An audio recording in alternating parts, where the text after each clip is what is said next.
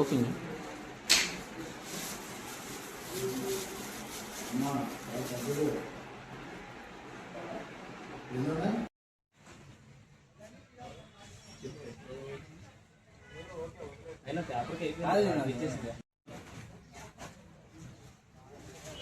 Press మీట్కి వచ్చిన media మిత్రులందరికీ నా యొక్క నమస్కారాలు తెలియజేస్తున్నాను.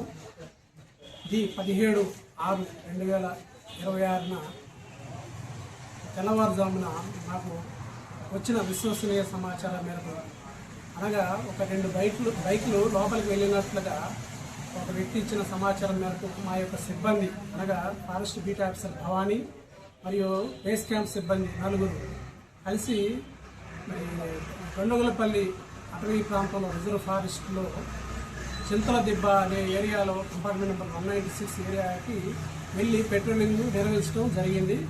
ఆ పెట్రోలింగ్ చేస్తుండగా ఒక 2 బైకులు వస్తుంటే వీళ్ళు ఆపడానికి ప్రయత్నించారు.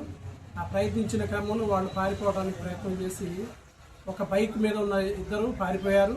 ఇంకొక బైక్ వాళ్ళు పారిపోయే క్రమంలో భయంతో బైకు అక్కడ సామాను వదిలేసి పారిపోవడం జరిగింది.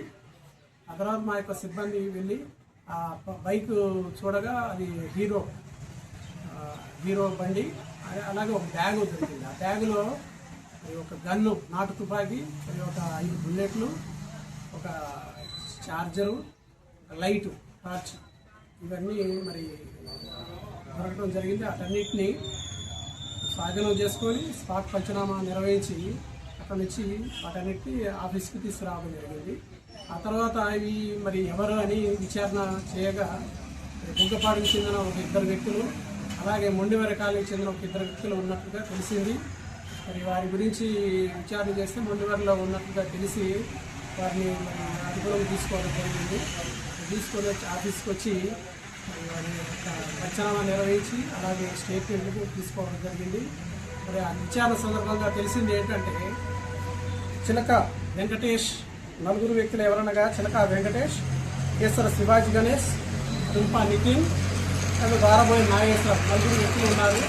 ఇందులో చిలక వెంకటేష్ అనే వ్యక్తికి 1 నెల రోజుల క్రితం అతని యొక్క పొలంలో పనిచేస్తుండగా పత్తి ఏరే క్రమంలో పక్కన వెదురు బొంగులో ఉన్న ఒక వెదురు గుమ్ము దగ్గర ఒక బ్యాగు ఆయనకు దొరకటం జరిగిందని ఆయన చెప్తున్నాడు.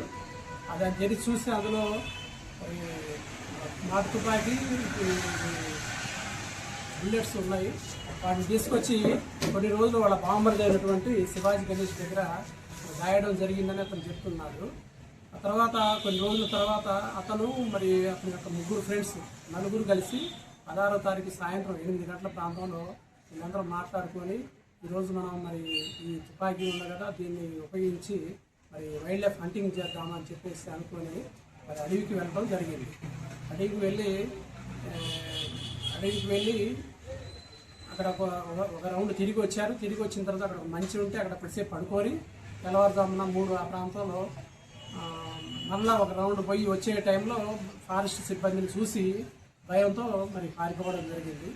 ఆ పారిపోయిన తర్వాత వాళ్ళందరూ తీసుకొచ్చి స్టేట్మెంట్ రికార్డ్ చేసి పంచనామా చేసి ఫారెస్ట్ కేసు పెట్టడం జరిగింది. వైల్డ్ లైఫ్ హంటింగ్ సంబంధించిన వైల్డ్ లైఫ్ యాక్ట్, అలాగే గన్ ఉంది కాబట్టి ఇండియన్ ఆర్మ్స్ యాక్ట్ 1959 ప్రకారం కూడా కేసులు చేయడం జరిగింది. ఇదంతా కలిపి జడ్జి గారికి రిమాండ్ నిమిత్తం ఇప్పుడు వీళ్ళందరూ తీసుకొని కోర్టుకు తీసుకెళ్ళడం జరుగుతుంది. ఈ సందర్భంగా మీ మీడియా మిత్రుల సహకారంతో ప్రజలందరికీ తెలియజేసే విషయం ఏంటంటే, అటవీ జంతువులను వేటాడటం చాలా పెద్ద నేరం. చాలా పెద్ద శిక్షలు ఉంటాయి, కఠినమైన శిక్షలు ఉంటాయి.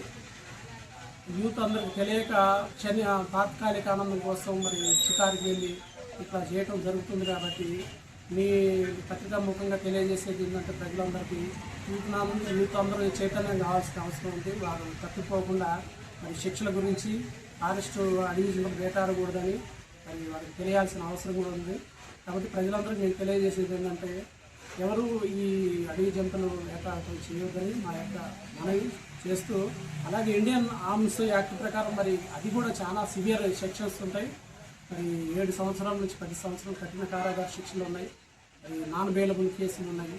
కాబట్టి ఎవరు మరి యూత్ తప్పుగా పడకుండా మీడియా ముఖంగా మీ అందరి ద్వారా ప్రజలందరికీ తెలియజేయడం జరుగుతుంది.